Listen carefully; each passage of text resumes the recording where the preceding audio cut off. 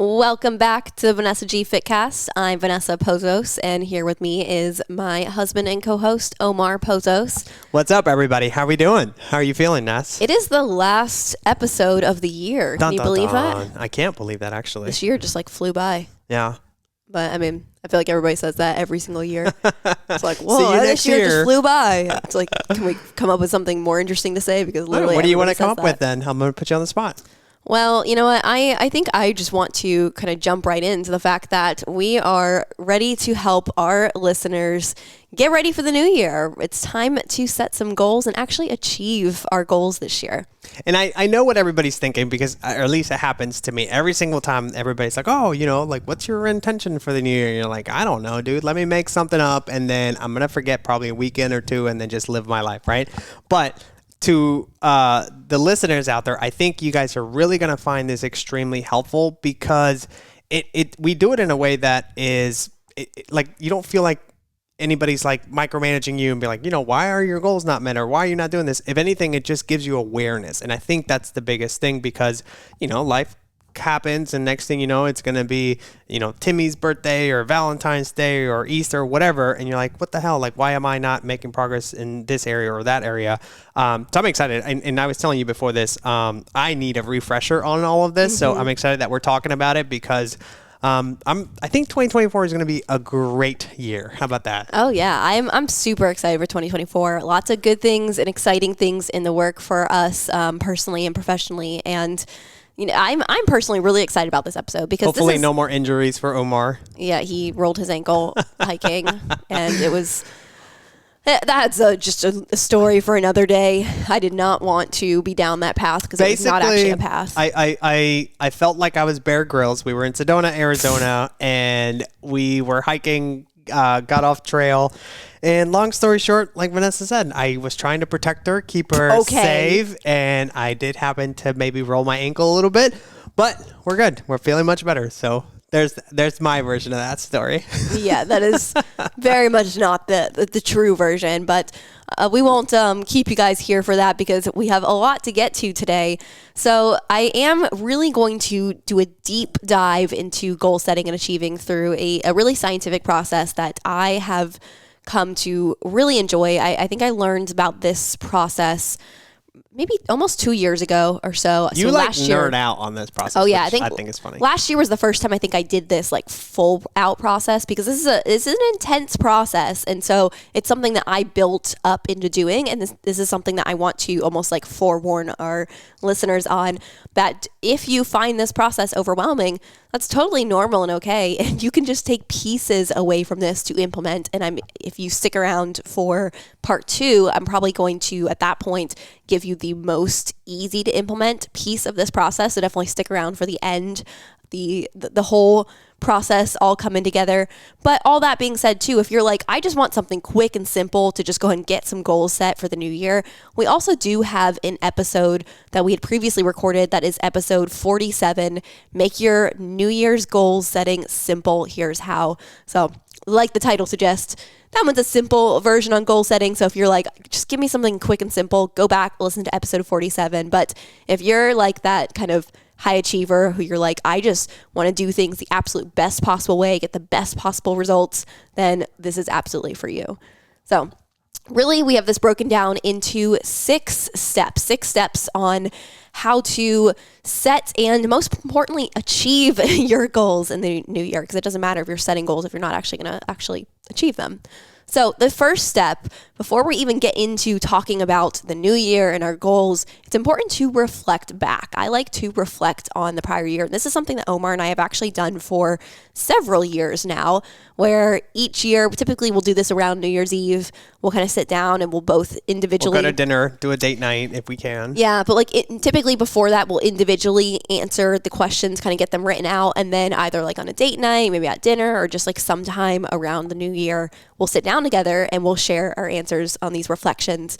And there's so many cool insights and just like really fun stuff that comes from this. But I really, really encourage you before you set goals to start with this reflection process. So this is step number 1. Reflect on the previous year. Reflect on 2023. Can I throw something in there too, Ness? Of course. And you're more than welcome to chime in. But I think the best part about the reflections, or the reason why I enjoy it so much, is because it lets me look back and almost like highlight my own wins, like highlight my achievements, right? Yeah. And I know that, we're big into highlighting wins, especially here at BGFN, simply because at the end of the day, like what you focus on, you get more of, right? Or what you're more aware of, you focus on and you end up achieving more of. So if you go back and you're like, okay, you know what, like this year, this happened and I'm so proud of that. And this year I'm very grateful for this, or very, thankful for whatever this happened or whatever.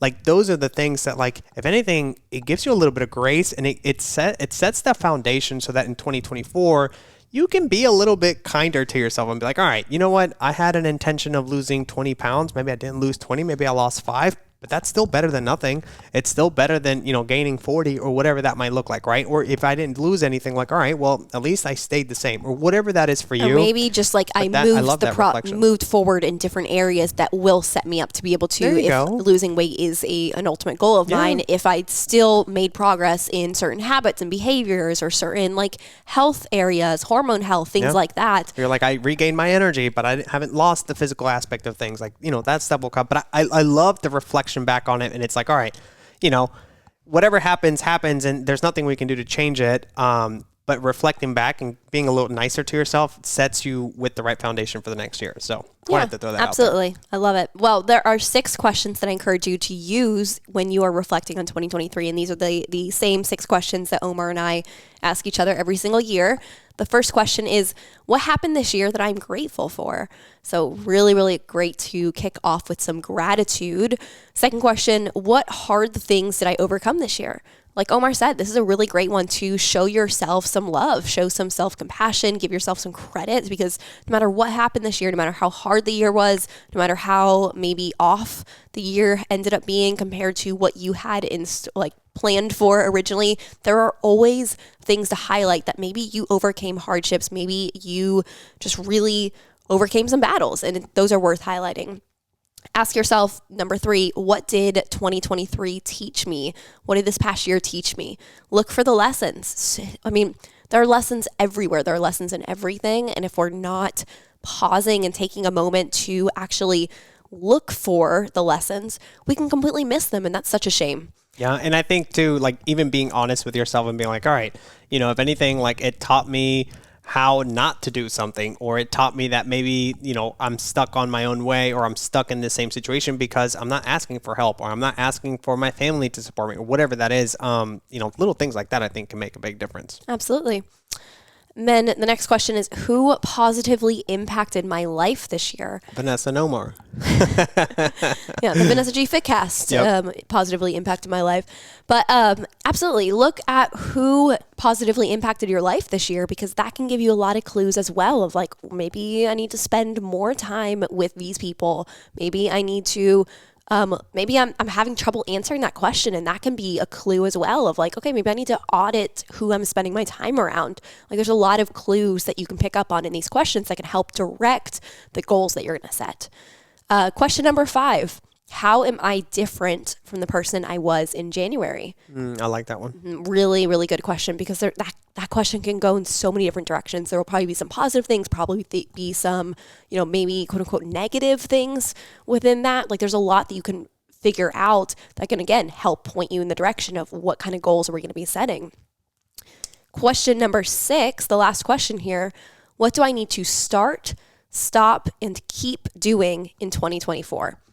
Now, this one is where we're actually starting to basically take all the things, like all the creative juices that have been worked up by asking ourselves those prior questions, and start to think about, what are some areas of improvement for me in 2024? What are the things that are going well that I want to make sure I'm really leaning into and continuing to do? What are the things that maybe aren't serving me that I want to stop doing? What are things that maybe just need some improvements on? And again, this can really, really help get us moving in the direction of setting those goals. So that is step number 1, reflecting on 2023 by asking yourself those 6 questions. Yeah. And as you guys can tell, I think these questions are very thought-provoking. So I would highly suggest that, you guys find like a quiet place to think about this stuff. Like throw some headphones in, go to a coffee shop, or do something where you can be just focused for, 20, 30 minutes as you answer these things, because they do require you to sit back and reflect and think about 2023. So it's not something that personally I like to do with like, kids running around or anything like that. So I know, things are crazy during these holidays, but if you have, 20, 30 minutes that you can set aside, I think that'll help probably tremendously. Absolutely. Step number 2, now we're starting to set the stage a little bit more for actually I like the hand motions down here. We're getting the magic going here, getting ready to set those goals. But first, before we like actually dive into saying, this is my goal, we need to have a vision for the future. And before we even talk about like the new year, we're talking about 2024, I always like to start with the end in mind, start long term. So I encourage you, think about where you want to be 25 years from now. Or maybe if that seems too extreme, maybe start with like 10 years from now. Where do you want to be? And not just what do you want 10 years from now, but actually narrowing it down into certain areas of our life. So there's such a thing as called the circle of doing. And this really essentially makes up who you are, where imagine a circle. In the middle of the circle, that's you. That's who you are. That is your identity. Then essentially you have like layers of circles expanding outward from you. So the first layer of the circle, you have your the spiritual side of you, you have the physical side of you have the emotional side of you, and you have the intellectual side of you. So that's that first kind of layer outwards. Then when you expand beyond that, you have another layer, and that's where you have the marital side of you, the social side of you, and the parental side of you. And then outside of that, that's where you have the vocational side of you, like your work, and you have the avocational side of you, like hobbies, interests, and then you have the financial side of you. So of all these different aspects of your life, go through each one individually and ask yourself the question, where do I want to be 25 years from now in this area of my life? Describe it. Maybe you write paragraphs about it. Maybe you just like can get it all into one line. Can you describe the to me it looks more like a donut, but can you describe the circle again with the categories so people can have it? The donut? The circle. What? It looks like a donut to me. I don't know. It's a circle, and I'm just going to list them all out for you, so it'll be a little bit easier. I just wanted to kind of like apply that visual to think about how eyes were this. Like, what are you talking about? Like what? Like I just don't even know sometimes where some things cross your mind. But so essentially, I want you to think about each of these categories so you can write them down. So first you have emotional. Where do you want to be from 25 years from now emotionally, or maybe 10 years from now emotionally? Describe how you are within that category.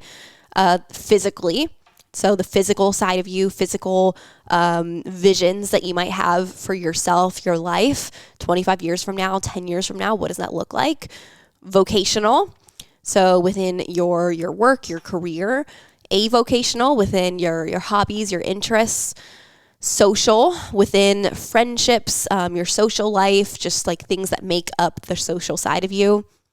Marital, where do you want to be 10, 25 years from now? Maybe right now you're single and you want to be in a good marriage. Maybe you're in a marriage, but you want to have specific things within that marriage, 10, 25 years down the road. Like get very, very specific and clear on these things. Then parental, so maybe you as a parent, maybe your relationship with your own parents. What does that mean to you? Like really getting into the family side of you. Intellectual, so thinking about what do you want to learn? How do you want to grow intellectually? What do you want to... skills do you want to learn? Yeah. Just like how do you want to be different in an intellectual way?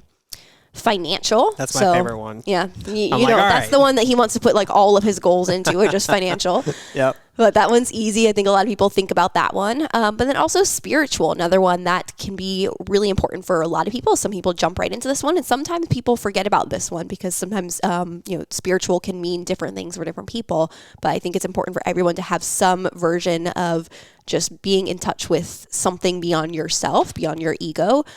So thinking about what that category might mean to you as well. So again, emotional, physical, vocational, avocational, social, marital, parental, intellectual, financial, and spiritual. Can you talk a little bit really quickly, Ness, about why we're going 20, 25 years into the future and then kind of, starting at that point as opposed to doing it, what do you want to do in a week or something like that? Yeah, well, it gets you thinking bigger picture, because what you do this year is going to impact who you are 10 years, 25 years from now. Yeah. And so starting with that kind of like I was saying before, starting with the end in mind, knowing where we're trying to go will help us paint the picture of, okay, well, what do we maybe need to achieve this year? Whereas for a lot of people, it's just overwhelming to think about, what goals do I want for this year? Like, oh, I don't know. Like, maybe things are fine. Maybe I just can't come up with anything. But if we think 25 years from now, you definitely can come up with things that you want. It's a lot easier when we expand the horizon to think about what we want for ourselves and our lives, because we're almost giving ourselves like more grace and thinking about like what's possible, because we're like, oh man, 25 years, a lot can happen in 25 years. Like anything is possible. So you give yourself that permission to dream and to actually think about like deep down what you really, really want. So that's why I like to start there. Yeah. And then it also allows you to work backwards, right? And be like, all right, in 25 years, if I want to have, I don't know, $25 million, what do I need to do in 5 years? What do I need to do in 3 years, 1 year, whatever, and then break it down to like a weekly basis. So I love doing it that way. Yeah, exactly. Love it. So that's step number 2. We set the vision, that very, very long-term vision. Now, step 3, this is kind of where we're actually really get into things now. Step 3, we're going to set 8 to 12 annual goals for the new year, for 2024, encompassing all of these areas of your life. And now, right off the bat, I know a lot of people are like, oh my gosh, that sounds incredibly overwhelming. Like 8 to 12 goals, encompassing all these different areas that we just talked about. Like, that is way too overwhelming. Like a lot of people are like click the podcast off. I am out of here. Let me explain a little bit. We're not just going to jump right in to be like, okay, now let's write out our goals and let's list them out. There is a process here to come up with those 8 to 12 goals. So what I encourage you to do, because you just did those prior 2 steps, when you're just listening to me like talk you through these steps, it can be like, okay, this sounds like a lot of work. But as you go through each step, you're going to find that those creative juices kick in, and each step is going to flow so well into the next step. So when you get to step 3, you're going to have a really good idea of what you want for yourself. You're going to have not like super clear things yet, but you're going to have a lot of feelings of like, oh, I want this, I want that, because you figured out, what you liked from the previous year. You figured out more recently, like what's working for you, what you want to change. And you also figured out long term from now where you want to be. So between those 2 things, you're like, okay, I know I'm right here because like I have this kind of barrier here from like what just happened last year, and I have this barrier here from like 25 years from now. Now I can think about what needs to kind of like start to happen here to move from this place to like moving the needle towards that other place that I want to be. So with that, essentially, you're just going to do a brain dump here. I want you to brain dump, list out all of the potential goals you can possibly think of. Like the more the merrier. Like I really would encourage you, try and get 25 plus on this piece of paper at least. Like anything you can possibly come up with. And the way to do this is go back to each of those areas of your life. Like you just talked about the 25 years from now, the list you made of just like what you want for yourself. And I would go through each one of those areas and think about what are possibly a few different goals that could fall within that category, and like really force yourself to come up with goals for each category. You're not necessarily going to stick with all of them in the end. You're not going to necessarily share these with anybody, so you don't have to be like worried about how they sound. You're just going to go through and really think about what are some possible potential goals here. And I mean, if you think about it, so there you gave out about 10 categories in the little circle, the donut, whatever I call it. So that right there, if you just do one for each one, that's 10. And you're asking between, 8 to 10. So I think it's doable. Yeah, we 8 can to do 12. it, you guys. Hang in there. You can do it. You want 8 to 12 total. And again, you want to have more than 12 to start, because we're going to narrow down into our actual 8 to 12. So as you now are like making that big brain dump list, you should have, 20 to 30 things on that list, ideally. Now we're just going to systematically work our way through it to remove things from the list and pull things from, let's call that list A, our brain dump list. And then let's have list B, which is going to be our final list of 8 to 12 goals. So getting from list A to list B, we're going to go through a process here. What we're going to do is we're going to ask ourselves, if I could only accomplish one goal this year, what would be the single most important goal to accomplish? If there is, if is there a goal on this list when I'm looking at my list of brain dump things? If there's one goal that would be accomplished, what would make everything else on the list easier? Like a lot of times that you're going to find goals that are very similar to each other. Maybe they're like within the same category, or maybe one actually could lead to the other pretty seamlessly. Look at it that way of, okay, if I accomplish this one, then everything else on here is suddenly going to become easier to accomplish. That might be your most important goal. So that you're going to move that over to list B and write it down as that first goal. Now you're going to do the exact same thing. You already crossed that one off. Now, same question. What is the next most important goal for me to accomplish on this list? Let's do an example, because I feel like a lot of times people work a little bit better. So I'm happy to volunteer myself as a guinea pig as we go through it, especially on this next part. So I can think of a couple things so we can give us an example. Sure, How does that go sound? for it. Yeah. Oh, you want me to do it now? I mean, you said you wanted to Well, give I an didn't know if you example. were going to explain, the type of goals that you should be setting first and foremost. Yeah, absolutely. So would you prefer I further explained? Yes. Okay. Further explain a little bit. It'll help me. It'll give me some time to think, and then I can be the guinea pig. Yeah. Sound good? Sure, absolutely. Yeah, so essentially what you're doing now as you're pulling those goals from list A to list B, now we want to I don't know why I did this. Now I'm getting anxiety. Well, now we want to essentially take the goals that we've listed onto list B. So essentially, if we had that original list of, let's say, 20 to 30 goals, now we should have moved over to our top 8 to 12 goals, our top 8 to 12. Now what we need to do is make sure we write them into goal statements that are smarter goals. So a lot of people are familiar with the idea of SMART goals. Smarter goals is an acronym, and it stands for specific, measurable, action-oriented. So these are not goals that are like to be goals. It's not going to be like my goal is to be more consistent at the gym. It is going to be an action-oriented goal. Like my goal is to go to the gym 2 times per week, every week consistently. Like that's an action-oriented goal. So specific, measurable, action-oriented. Then the R. So the R can have different meanings to different people. So like I used to essentially go with the idea that the R stood for risky, which the argument for making the R risky and making your goal statements a risky goal statement is that essentially it like coaxes out your best effort. It encourages you to challenge yourself. Go above and beyond. Yeah, to set goals that are going to push you essentially. And I think for a lot of people that can be extremely, extremely valuable.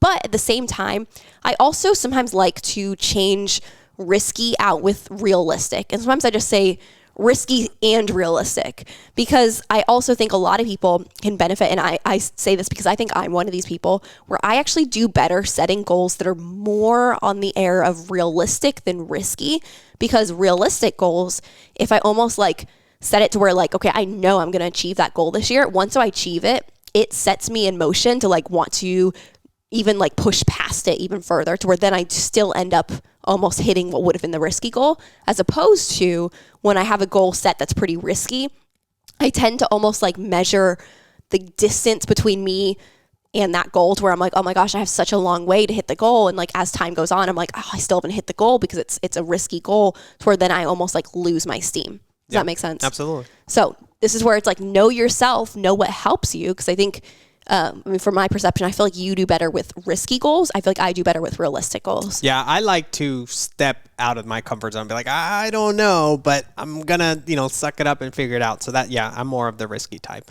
Yeah. I'm a risk taker. No big deal. Yeah. That's how I get injured. Roll your ankle. So, specific, measurable, action-oriented, risky/realistic, depending on who you are. Then the T stands for time keyed. So it needs to have a deadline. This one is really important. We're going to talk about that one. But essentially, we need to make sure that our goals are not just like a broad, do this thing. It's going to be like a do this thing by this date. It's going to have deadlines, essentially, or have some form of setting like a time boundary on it.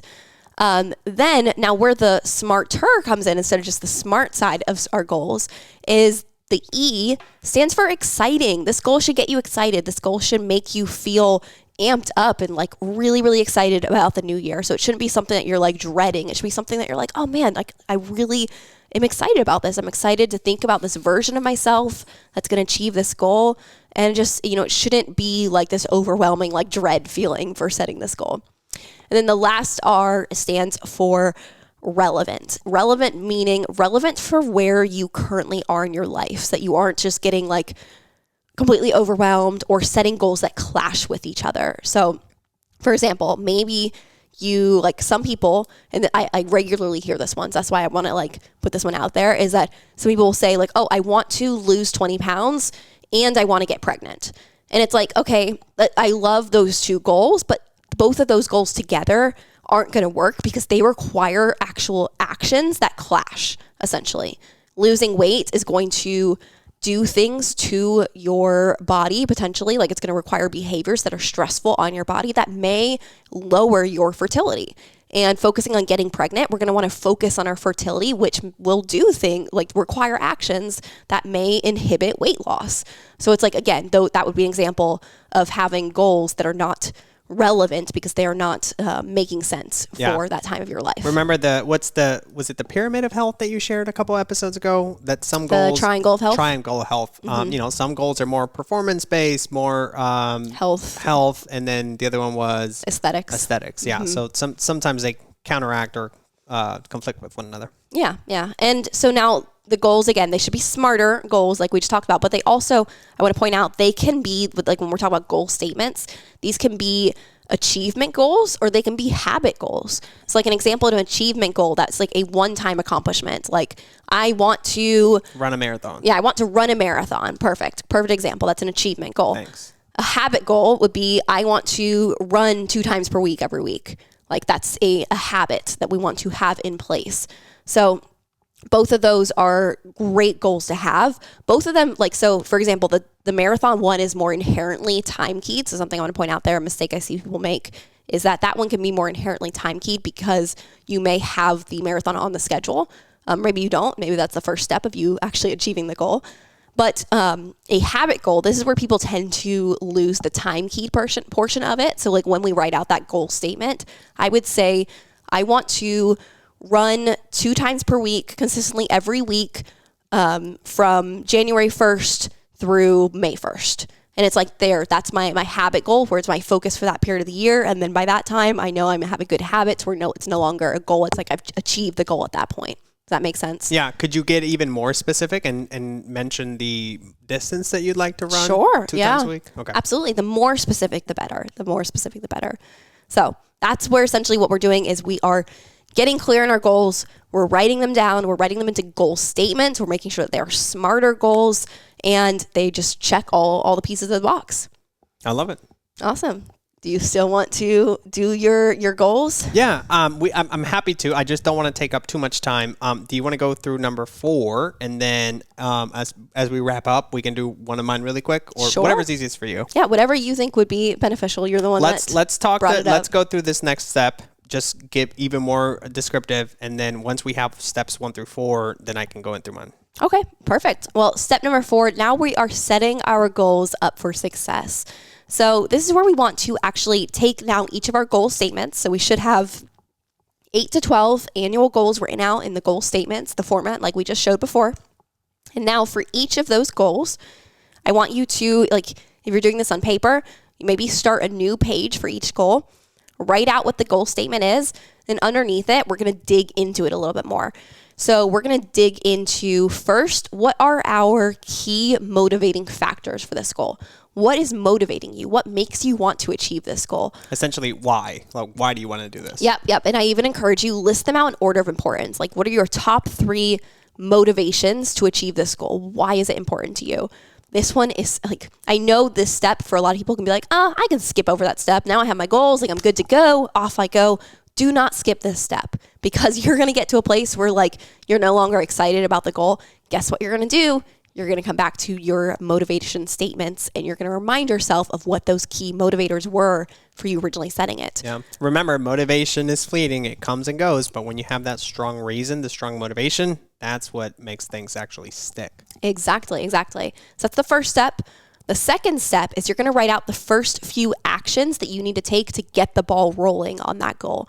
This step also super, super important because a lot of times we set these goals, especially if we're on like the air of the risky side. We set the goal, we're super excited about it, we make it a clear goal statement, everything's awesome. And then like some weeks pass and we're like, oh, I haven't made any progress on that goal. The reason we don't make progress on things initially is because a lot of times we just lack clarity on what we have to do first to get it going. Like getting the ball rolling is the hardest part. Once you gain momentum, you're going to be golden. You're going to be in a great spot. So like if you set that goal of I want to run a marathon in 2024, the first few actions are probably going to be... First of all, you're crazy. And second of all, I'm kidding.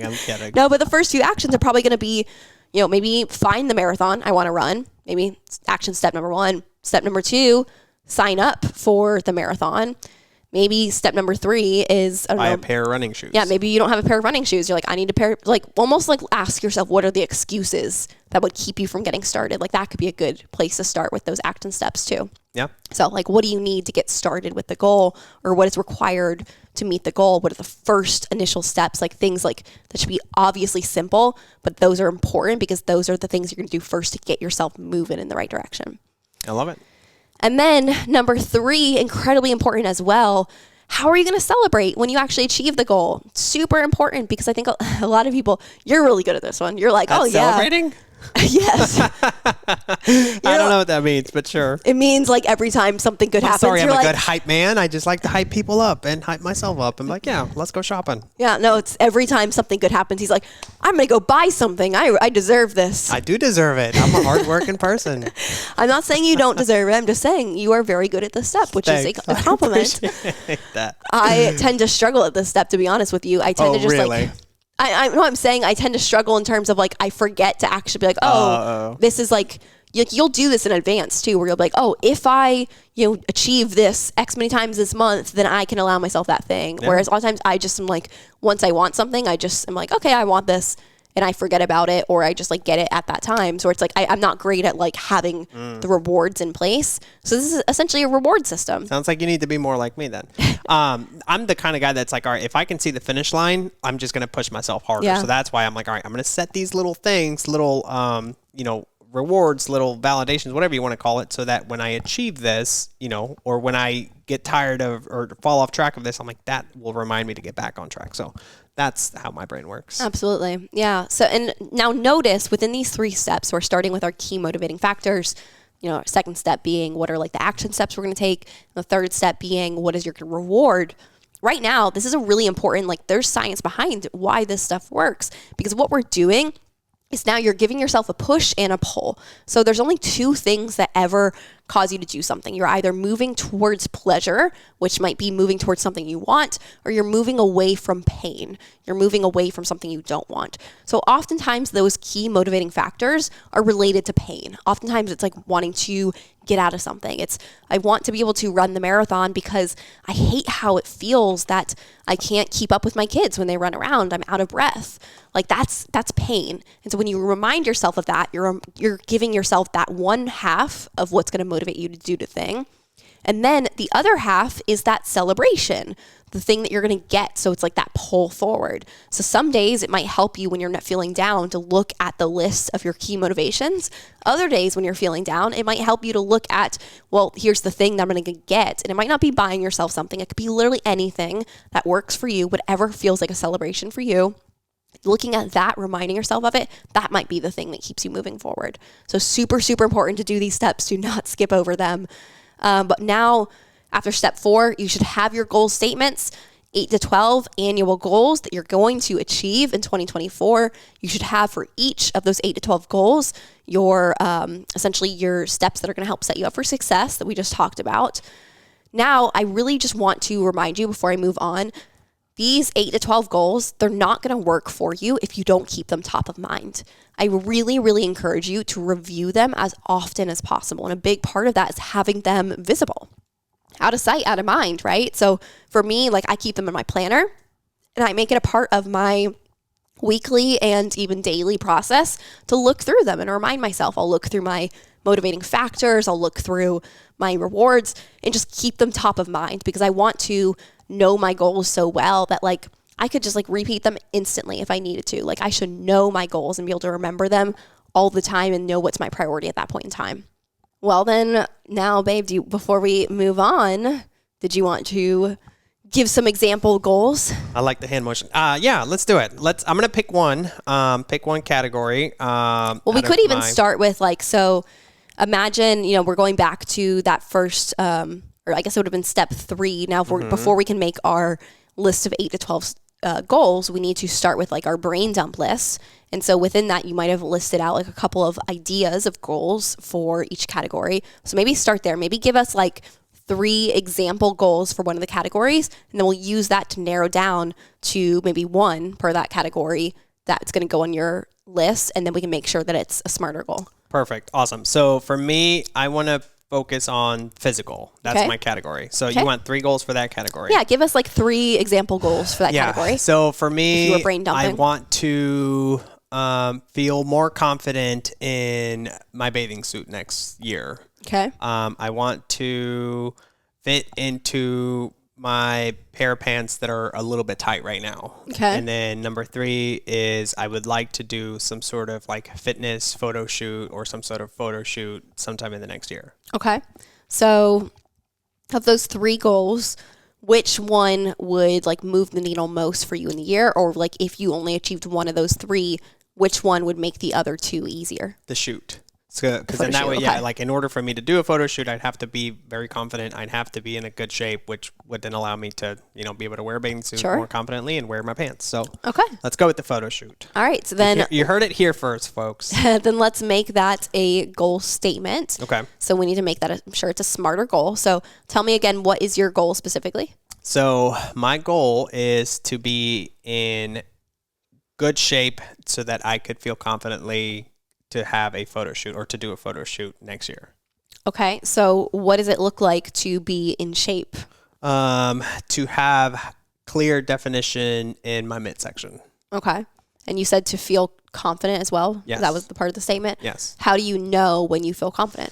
That's a good question. When I take a photo and I see clear definition in my midsection, I feel confident. Okay. So I, for a goal like this one specifically, I actually would, because essentially you're almost putting in like almost multiple goals into one statement, because doing the photo shoot is one action. Mm-hmm. Seeing ab definition is one goal essentially. Like I would confidence is another. Yeah, I would pick like basically one of those things, knowing that essentially the others would be part of that. So let's stick with seeing definition of my midsection, abs essentially. Okay. So you want to see definition of your midsection. Yes. By June 1st. Perfect. Getting it, setting a timeline on it. So you want to see definition in your midsection by June 1st. I think we could still get more specific and measurable essentially here. So because what I mean by that is, so again, we're looking at smarter goals. It needs to be specific. It needs to be measurable. And we're getting more clear there by saying definition in your midsection. Like, but if I ask, some random person here, what does it mean to have definition in your midsection? They're going to answer one way. I go ask somebody else, they're going to answer another way. Like I could even maybe show them a bunch of pictures of your midsection, and like different people might be like, oh yeah, I see definition. Other people might say, so like, how can we make this measurable? I guess I could measure like my midsection, and like when I reach a certain measurement, then to me that's definition. Yeah, I think actually having a measurement itself could definitely be a way to make that measurable, essentially. And now you have a clear, like what we're doing here is we're making it super, super specific and measurable, so that let's say, what did you say, June 1st, May 1st? Yes, June 1st. June 1st. So it's like, let's say you get to May 1st and you're like, I'm not quite there. But you're like, there's kind of some definition. Like, sure, boom, I reached my goal. But then you might not be feeling like fully like excited about it because you kind of cheated yourself a little bit, as opposed to like, this is my goal is to hit this number of measurement. It's like very, very clear. I know it's a little, to me, it seems a little bit like uncomfortable to talk about some of this stuff, but the more gray areas you remove from the equation, the better, because then you know exactly, did I do it? Did I not? Check the box, or I didn't check the box. And it just makes things a lot more just facts, like matter of facts, as opposed to you being so subjective about it. Yeah, exactly. So, okay, we talked about it being specific and measurable, so we know those ones are there. Is it action oriented? Yes. Yes, I would agree. Is it, I think risky? For you, would you prefer risky? So is it risky? Yes. Okay.